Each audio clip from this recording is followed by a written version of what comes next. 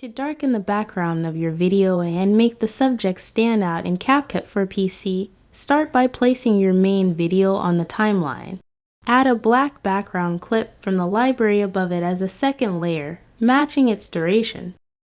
Duplicate your main video and place the copy as a third layer above the black background. On this top clip, go to Remove BG and choose Auto Removal to isolate the subject. Select the black background clip, add a split mask, and drag the mask upward so it starts off screen. At the beginning of the clip, add a keyframe for the mask position.